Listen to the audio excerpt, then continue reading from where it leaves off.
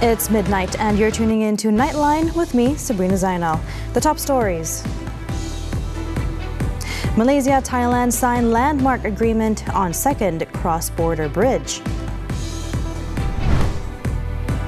And Sinchu Daily suspends 2 top editors over Jalur Gemilang gaffe.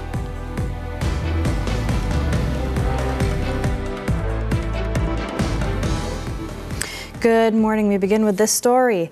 Malaysia and Thailand marked a historic moment on Thursday with the signing of an agreement for the construction of a second Rantau Panjang Sungai Golok bridge. This also marks the official commencement of a major cross-border infrastructure project between the two countries, which was agreed upon in 2012. The project, costing over 40 million ringgit, will be jointly funded by both governments and is expected to be completed by 2028. The agreement was sealed during Prime Minister Datuk Seri Anwar Ibrahim's 2-day working visit to Bangkok beginning Thursday.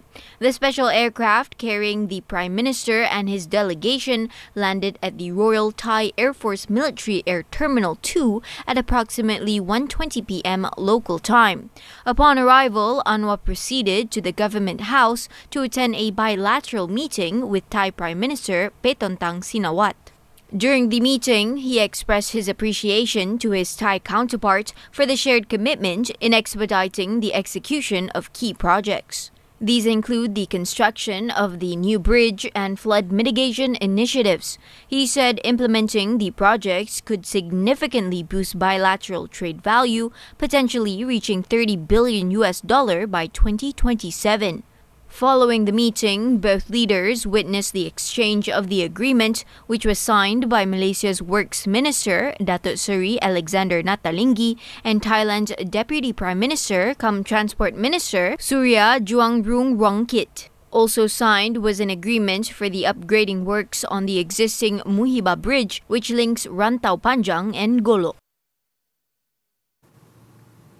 Later, speaking during a meeting with captains of industry in Thailand on Thursday, Anwar said as ASEAN chair, Malaysia is committed to enhancing regional connectivity and cooperation among member states. He said commitment is crucial in creating a more resilient, inclusive and people-oriented region that is seamlessly integrated with the global economy. This would, in turn, further strengthen ties with neighboring countries, including Thailand. Commenting further, the Prime Minister reaffirmed Malaysia's commitment to attracting sustainable investments that generate positive spillover effects for the national economy, guided by strong economic policies. He added that Malaysia is ready to assist Thai investors looking to undertake high-quality investment projects, particularly in high-value-added activities within targeted sectors. As of 2024, Thailand is Malaysia's 7th largest global trading partner and the 3rd largest among ASEAN member states, with total trade exceeding 114 billion ringgit.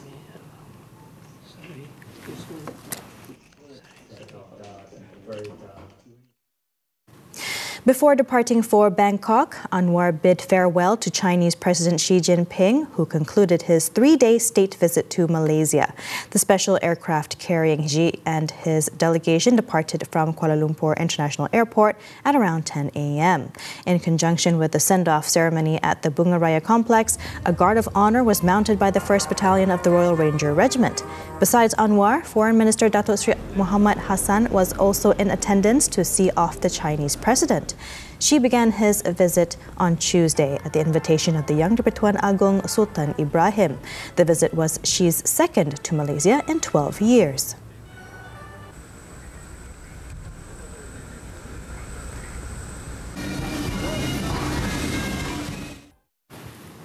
Meanwhile, in a joint statement on Thursday, Putrajaya and Beijing expressed confidence that the newly signed mutual visa exemption agreement will deepen ties between citizens of Malaysia and China, as well as further enhance cooperation across various sectors, including education, tourism and culture. The visa exemption is part of the 31 Memoranda of Understanding MOU signed on Wednesday during Xi's state visit to Malaysia. It removes visa requirements for public affairs and ordinary passport holders traveling between the two countries. At present, Malaysian citizens can travel to China without a visa until December 31st this year, while Chinese citizens enjoy visa-free entry into Malaysia until December 31st next year. In addition, both countries have agreed to continue joint research efforts on panda conservation, with Malaysia set to receive a new pair of giant pandas for the next 10 years.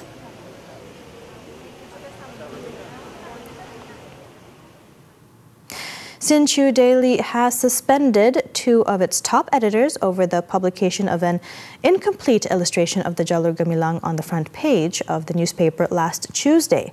The suspension takes immediate effect and will remain in place until police investigations are completed. In a statement issued on Thursday, the news outlet said its top management made the decision to suspend the two individuals based on the principle of accountability pending investigations into the incident. Earlier in the day, investigators spent nearly 3 hours questioning the duo, who were summoned to Bukit Aman to provide their statements regarding the matter. Inspector General of Police Tan Sri Razaruddin Hussein, when contacted, confirmed that the two individuals were interviewed by officers from the Classified Crime Investigation Unit USJT of Bukit Aman's Criminal Investigation Department at 1 p.m. He added that so far, police had received a total of 40 reports on the issue. The case is being investigated under the Emblems and Names Prevention of Improper Use Act and the Printing Presses and Publications Act. The Chinese language daily has since issued an apology over the mistake and stated that the staff member responsible will face disciplinary action. The Cabinet will discuss a proposal for department employees in the Klang Valley to work from home and home-based teaching and learning arrangements during the upcoming ASEAN summits in light of possible road closures ahead of the arrival of dignitaries. Foreign Minister Datuk Sri Muhammad Hassan said the proposal comes following heavy traffic congestion experienced by road users during Chinese President Xi Jinping's state visit to Malaysia.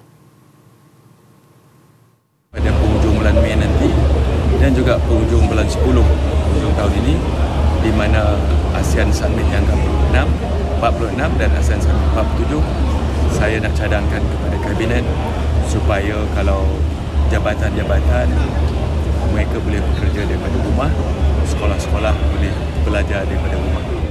Muhammad also apologized to those affected by the road closure during Xi's visit. It was reported that 17 routes in the Klang Valley and Putrajaya were closed for about 30 to 45 minutes on Tuesday and Thursday to facilitate official movements of the Chinese delegation.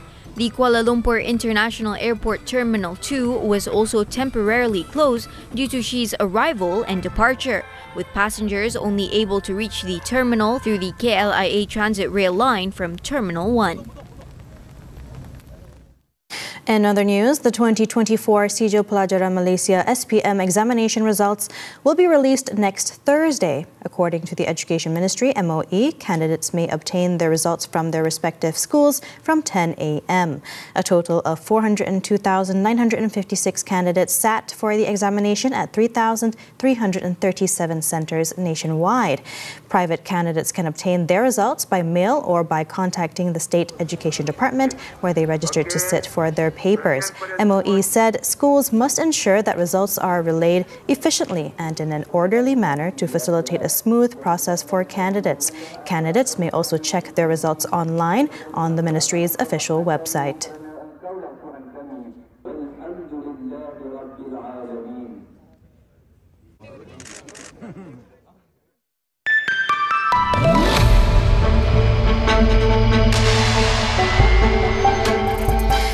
Malaysia's economy is expected to achieve a growth rate of 4% in 2025, despite uncertainty stemming from the ongoing trade war. Socioeconomic Research Centre SERC Executive Director Lee Heng-gui said the country's economy remains in a strong position following a 5.1% gross domestic product GDP growth recorded last year. We can be with China on the same ideology in terms of we want a free trade, we want a global trade. Everyone have helping each other to grow rather than put up the barriers to tariff war. I think that is a very good principle. Lee added that the tariffs imposed by the United States have not only affected the global export chain, but have also prompted exporters to demand price cuts from local producers, causing losses to the country.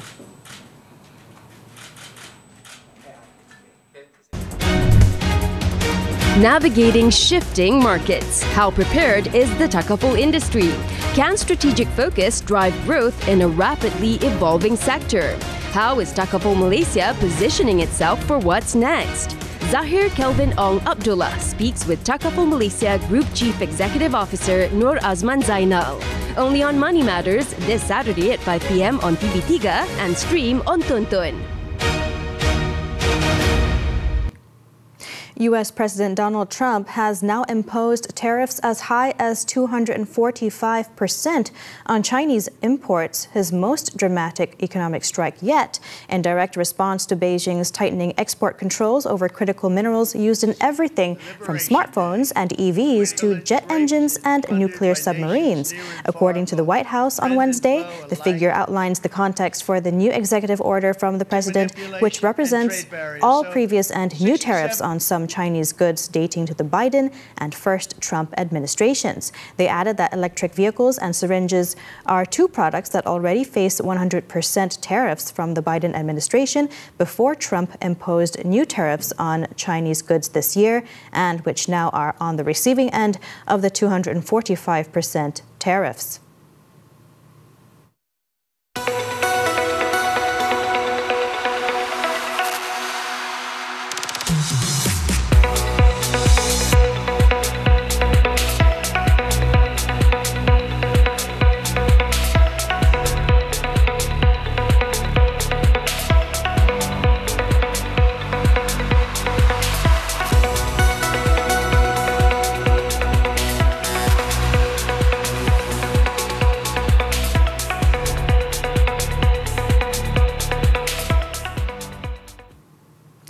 Over 4,000 guests attended the Media Prima Berhad Hari Raya Aidilfitri Open House on Thursday. The event, themed Indahkan Memory, was held in appreciation of Media Prima's customers, business partners, ministry representatives, authorities, and local celebrities. The event was graced by the presence of the Tengku Laksmana of Selangor, Tengku Sulaiman Shah Al-Hajj. Several cabinet ministers were also present, including Plantation and Commodities Minister Datuk Seri Johari Abdul Ghani, Communication Minister Datuk Fahmi Fadzil, Domestic Trade and Cost of Living Minister Datuk Armizan Muhammad Ali, as well as Melaka Chief Minister Datuk Seri Abdul Rauf Yusof. Their arrivals were welcomed by Media Prima Berhad Group Chairman Datuk Seri Dr. Syed Hussein Al-Junid, along with the company's top management. Among them were Media Prima Group Managing Director Rafiq Razali and Media Prima Omnia Chief Operating Officer Datuk Muhammad Effendi Omar. Also present was Media Prima News and Current Affairs Group Managing Editor Jasban Singh. The event was also attended by local celebrities, including popular actors and singers. The programmed theme Mengukir Kenangan, Menghargai Perjalanan aims to celebrate the support and collaboration of all parties towards Media Prima.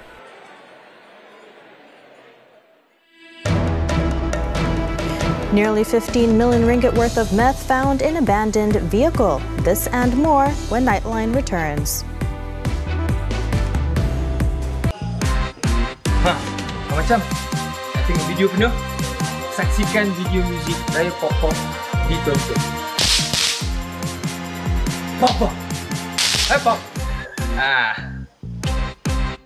Kalau kita sama-sama, tak ada siapa berani hadap kita.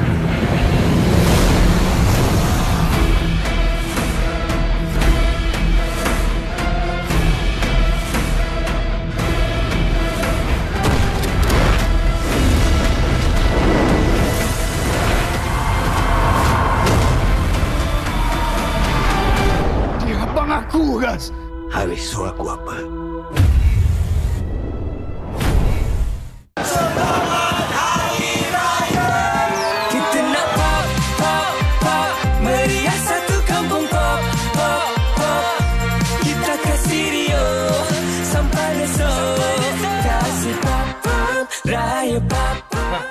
Macam nak tengok video penuh, saksikan video muzik Raya Pop-Pop ditonton. Pop-Pop. Hai Pop. Lambakan tembikai di pasaran 99 sen sekilo. Apakah puncanya? Luka akibat melecur, ketahui komplikasi dan juga cara rawatannya. Jangkitan HIV di kalangan remaja semakin meningkat. Antara puncanya, hubungan songsang. Halang tugas penjawat awam, anda boleh dikenakan tindakan di bawah Seksyen 186 Kanun Keseksaan. Soal wang, impak kenaikan tarif Amerika Syarikat ke ekonomi Malaysia dan juga dunia. Saksikan Malaysia hari ini, Isnin hingga Jumaat jam 10 pagi. Di TV3 dan juga stream dituntun.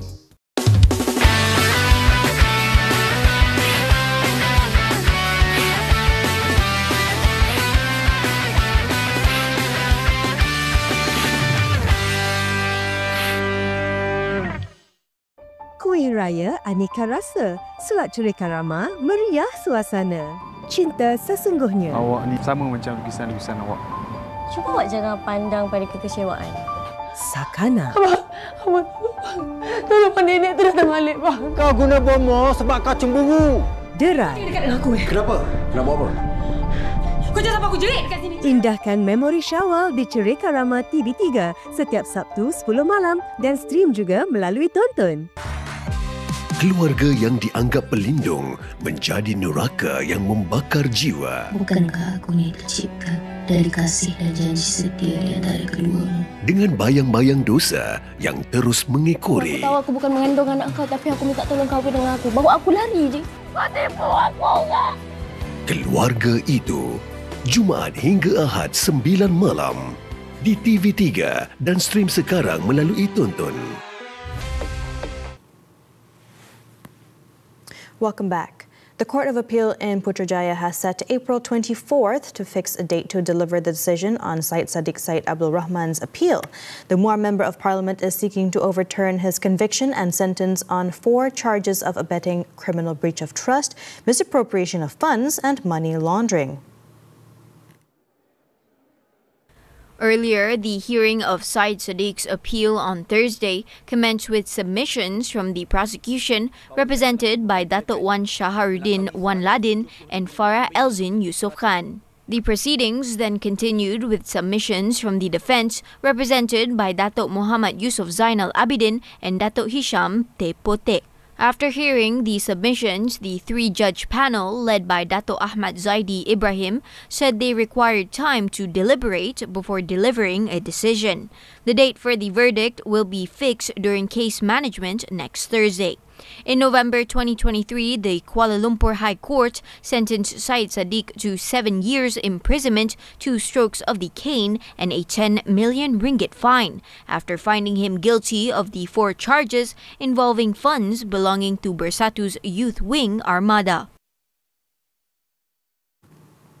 In Pahang, police discovered 468 kilograms of Syabu worth nearly 15 million ringgit in a vehicle that had been abandoned by its driver on the East Coast Expressway, Phase 1, on Tuesday. State Police Chief Datuk Sri Yahya Othman said the 4-wheel drive was found by the roadside near the Kuantan Toll Plaza exit. Kemudian dapat maklumat yang dipercayai kenderaan ini untuk nak menghala juga ke Kuala Lumpur. Tetapi dipercayai dia ada dapat maklumat, ada sekatan jalan raya, jadi dia berpatah balik, pusing. Jadi melawan arus. Jadi sebab tu kita anggaran daripada tempat sekatan jalan raya dengan kenderaan yang kita jumpa lebih kurang 18 km. Upon inspection, police found that the vehicle's doors were locked with no occupants inside. Officers then broke the windows, leading to the discovery of 22 black plastic bags filled with 440 smaller plastic packages believed to contain Syabu.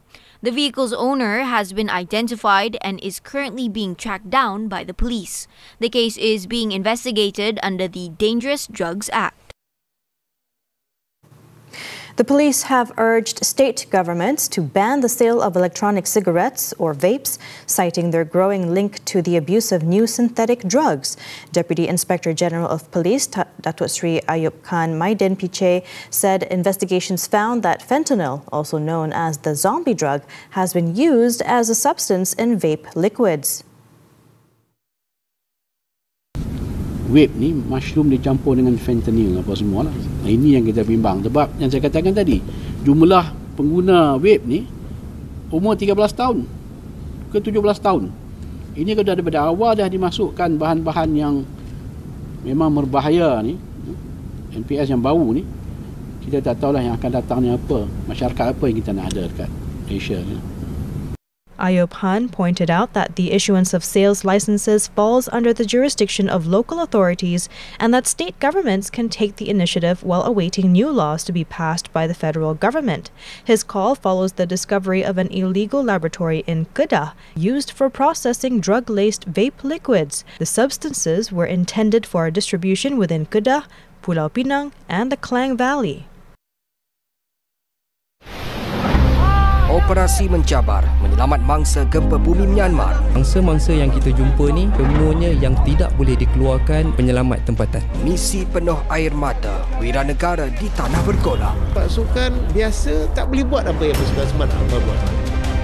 Saksikan podcast utama 19 April 10 pagi di seluruh platform media sosial Buletin TV3.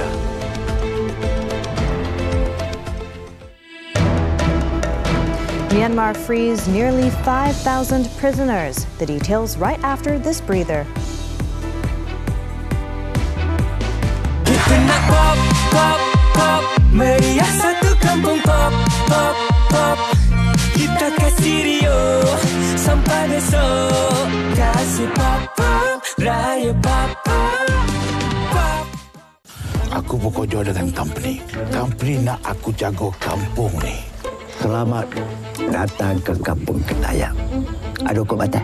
Awak ni tadika ke? Dialah satu-satunya harapan kita sekarang. Company akan ambil alih perniagaan biji timah. Dia nak suruh kami semua lawan askar Belanda ke? Bukan askar Belanda, tapi 6 jelaka.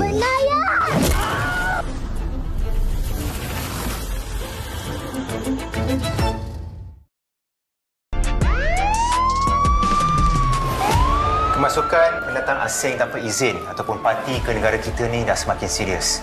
Ini tidak boleh dibiarkan. Kau faham kan kita dah bercerai kan sekarang ni? Kita kena cari mereka yang terlepas tu. Polis Peronda setiap Jumaat 10 malam di TV3 dan stream sekarang melalui Tonton. Top 5 carta muzik 40 minggu ini.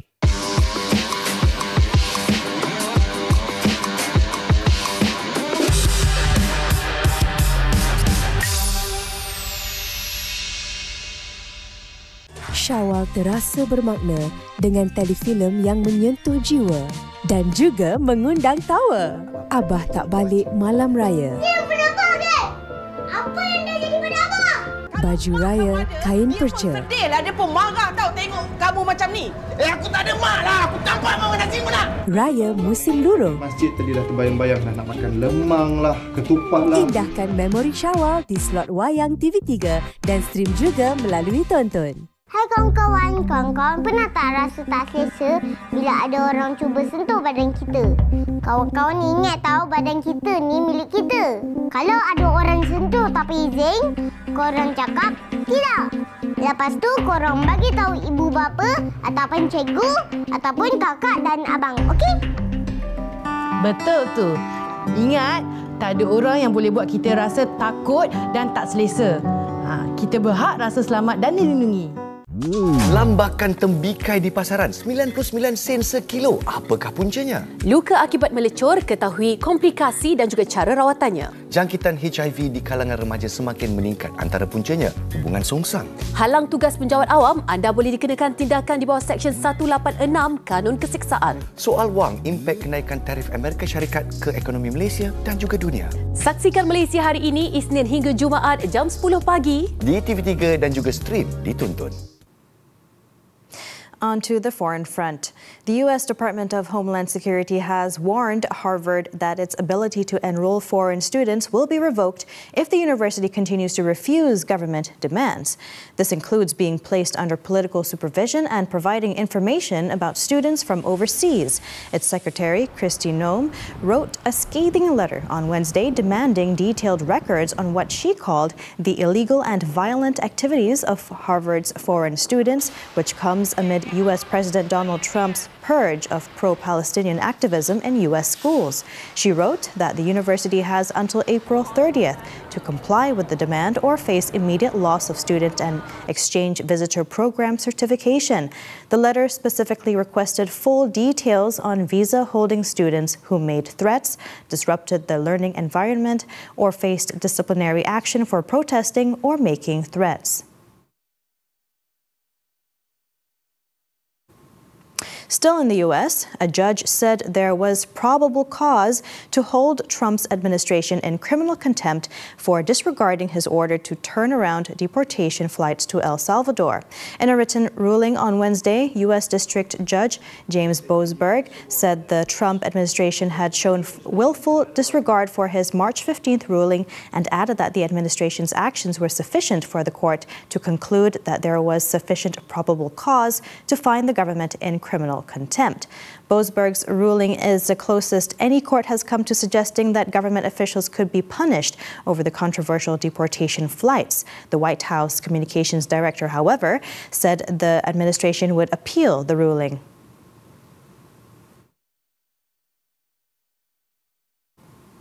Myanmar on Thursday granted amnesty to nearly 5,000 prisoners, including at least 22 political detainees. Their release marked the country's traditional New Year. At least 19 buses with 4,893 prisoners aboard left Yangon's Insen prison and were welcomed outside the gate by excited family members and friends who had been waiting since early morning. Other prisoners also received reduced sentences, except for those convicted of serious charges such as murder and rape, or those jailed on charges under other security acts. Under the conditions of their release, if the free detainees violate the law again, they will have to serve the remainder of their original terms in addition to any new sentence.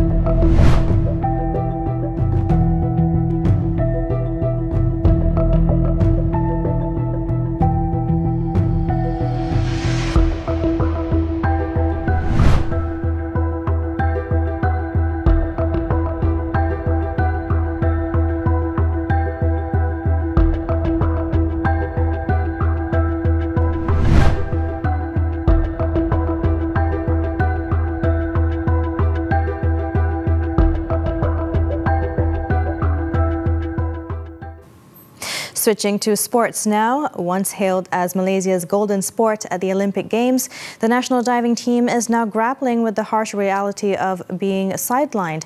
This comes after none of its athletes were listed in the Road to Gold RTG program for the 2028 Los Angeles Olympics.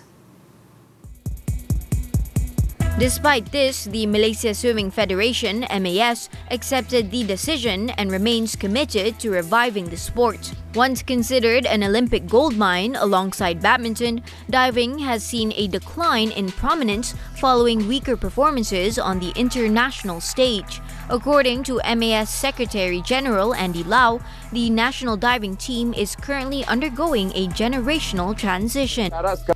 In the latest phase announcement of the RTG and Fast Track programs last Tuesday, no athletes from the diving discipline were selected for either initiative following the introduction of more stringent qualification benchmarks. Moving on to tennis, the 2025 Barcelona Open. Stefanos Tsitsipas advanced to the quarterfinals on Wednesday after defeating Sebastian Corda in a closely fought two-setter.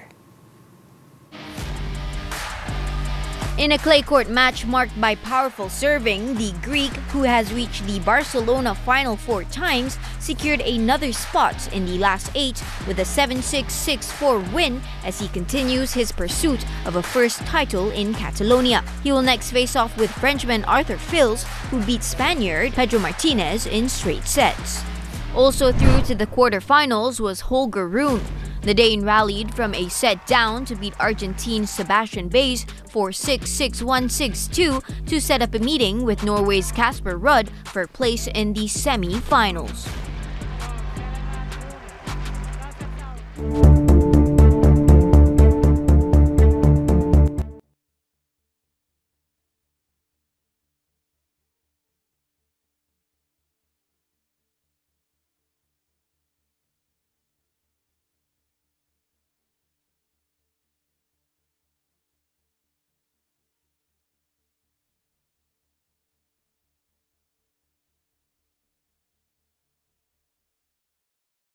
And that concludes Nightline this time around. Before we leave, let's take a look as the New York International Auto Show celebrates its 125th anniversary with a spectacular showcase of vintage, classic and iconic vehicles.